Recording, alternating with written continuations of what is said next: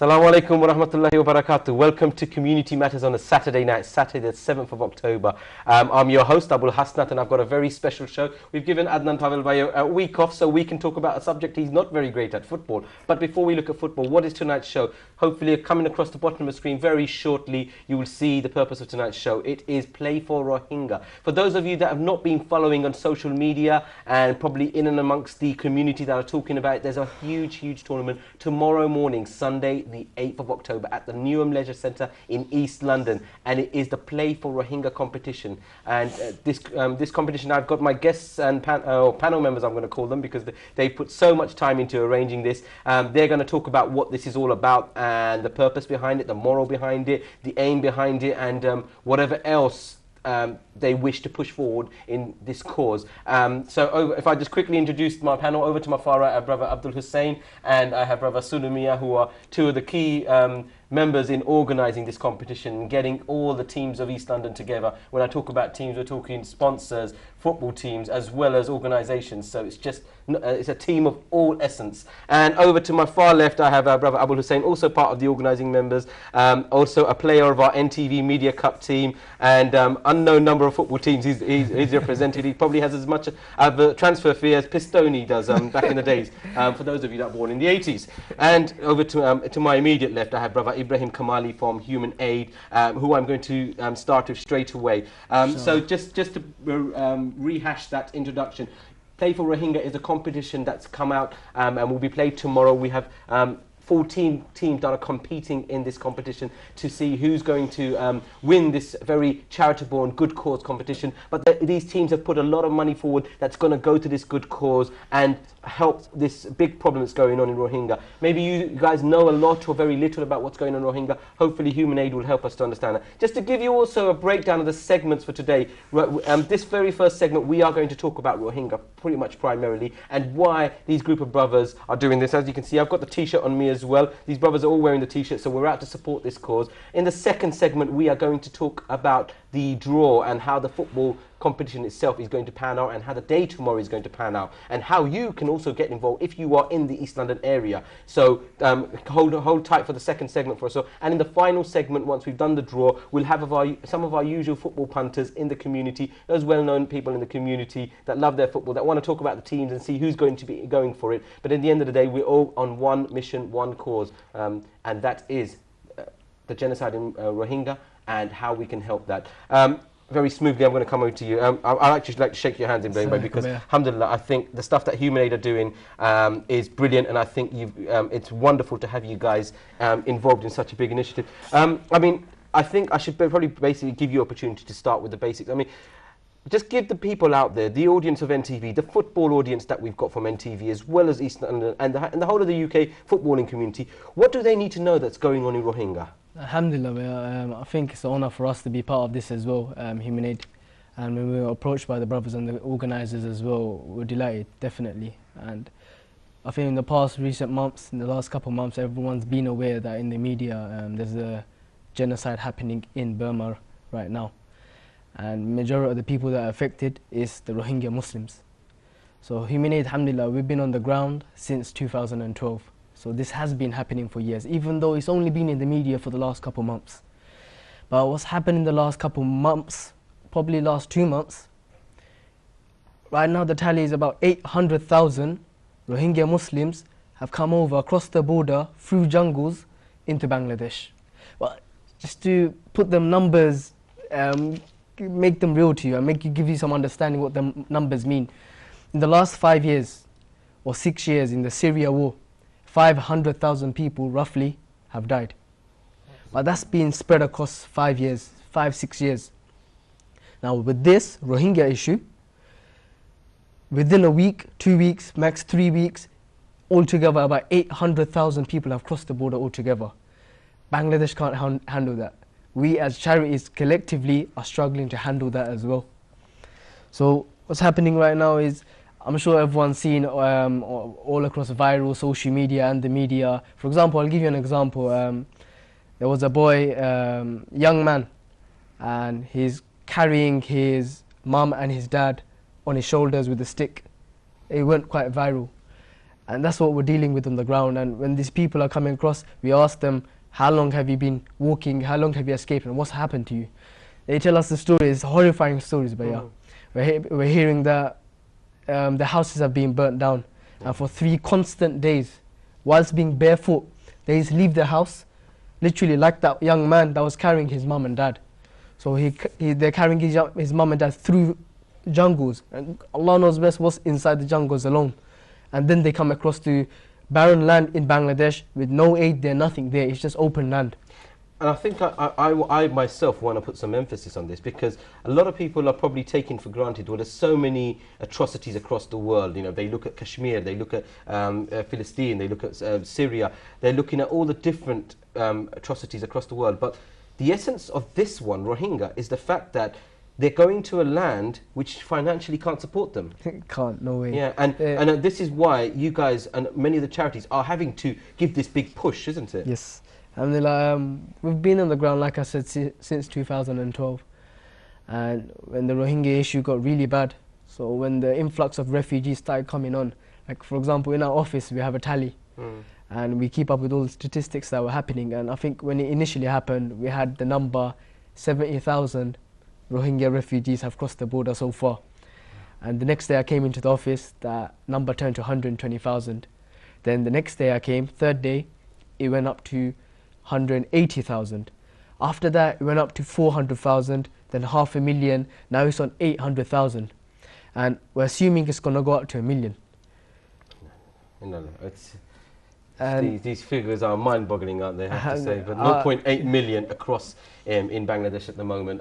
That's the realistic side of what these guys, these aid workers and the charities across are having to deal with. I want to come over to you, and I think you're not prepared for this, but I think a big thank you needs to go out to yourself, and I'm also going to give one to Sunubay, because I think what I probably want to hear from you is, because you were the very first person amongst the footballing community who decided, look, I've got to do something. And you know, you even got the brothers of the football together in your own household for this. Tell me, what touched you about this? Basically, what happened was most of us, we all play football and we love it.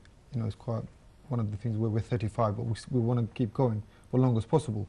So we had a league game on Thursday. So after football, I drove home and my wife was watching the TV and she was really upset.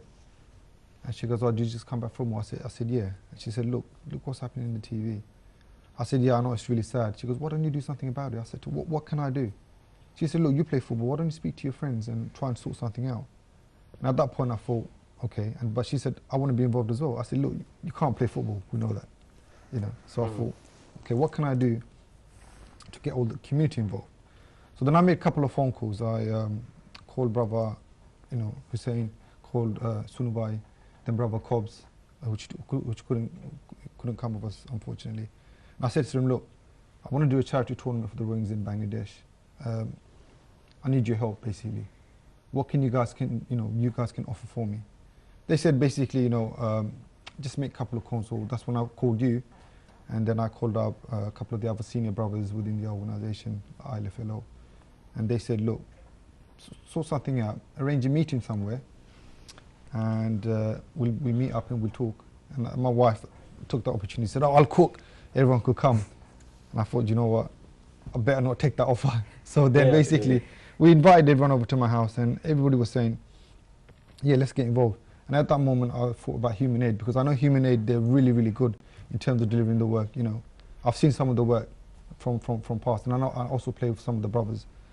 So I thought, okay, Human Aid is probably one of the partners we can work with. And then I approached ILFL and they said, "Yeah, we can definitely do something."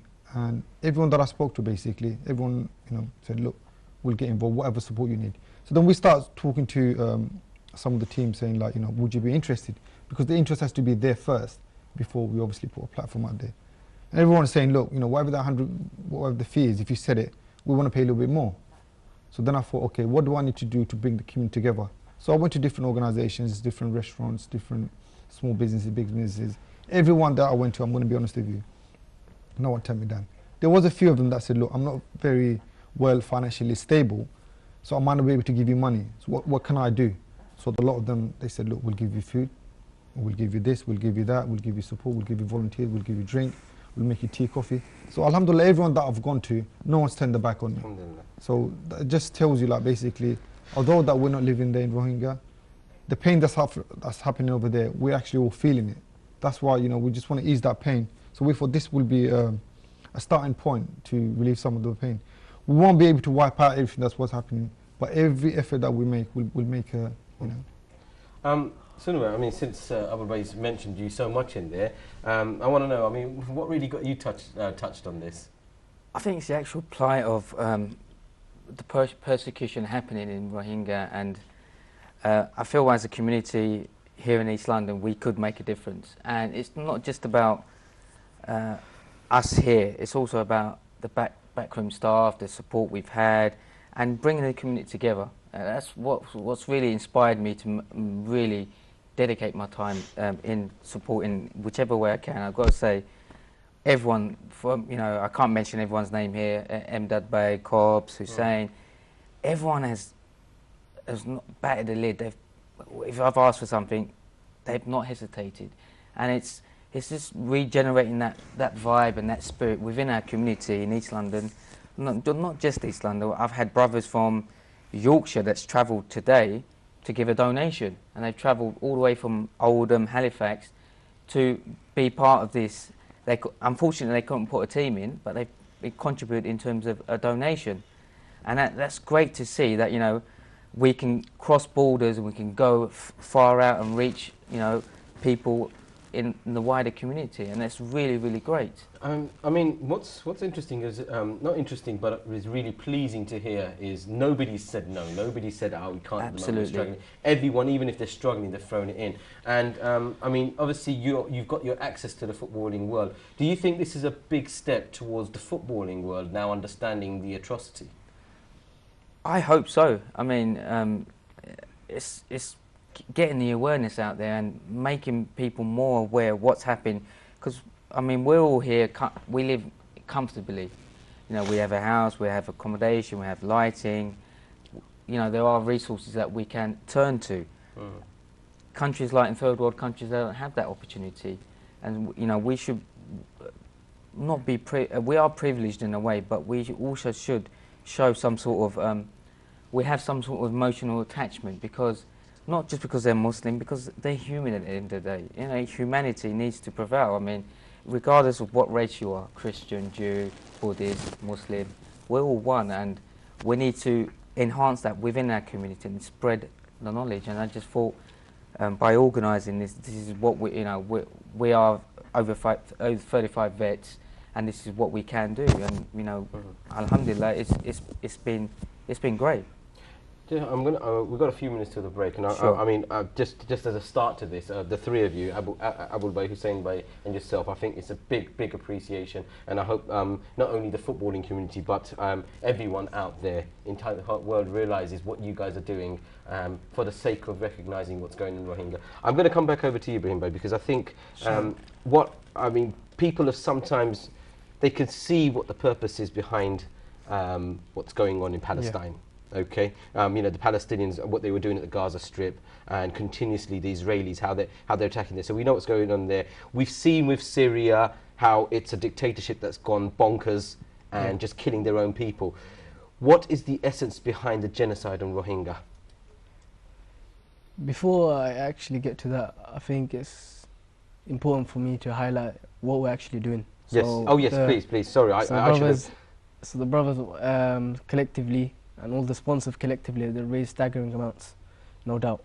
I think they're raising great amounts into the thousands. And Human Aid, as a charity, we're actually 100% donation. We have a 100% donation policy. What that actually means is every single penny that's donated will go directly to the cause. We don't deduct a single penny for admin, for staff salaries, for posters, for even pens. Literally every single penny will get donated. Now, with our emergency campaign, it's called the airdrop. And what is actually going to happen tomorrow, and our brothers are flying out. So the tournament tomorrow begins about 10:30 a.m. if I'm not mistaken. That's right, that's correct. Our brothers are going to turn up in the morning, and at 6:30 in the evening, they fly out to Bangladesh, and they're going to be heading towards the Bangladesh-Burma border. So in essence, the people that are taking part in this competition will be the last people that they interact with before they're off to go out to carry out the wow. That's a privilege. So with the money, what we've already done, and the money has been coming in for the last couple of weeks from all our donors and all our sponsors and everyone else as well. So what we've done, we've filled up the cargo, a plane, a freight, with 3 things. So we've filled it up with shelter mainly. By shelter I mean waterproof tents and ground sheets. Literally they have no cover out there. They have no shelter out there whatsoever. So we've been in touch with Decathlon and we bought one of the best family tents they have. It can fit up to about 4 to about 8 people in the tent. That's that. Second thing, family food pack. Rice, lentils. I have to break you for a moment because we've got a commercial break to come in. I'm hoping I'm not going to lose you. Stick around maybe for the 3rd segment. I want to squeeze you back in because we want everyone to know. We're going to go for a quick break, but please do not go away. 2nd segment, we've got the draw coming. 3rd segment, we're talking football and we want to hear a bit more about the aid work that's going out there. I'll see you very, very shortly. Wassalamu alaikum wa rahmatullahi wa barakatuh.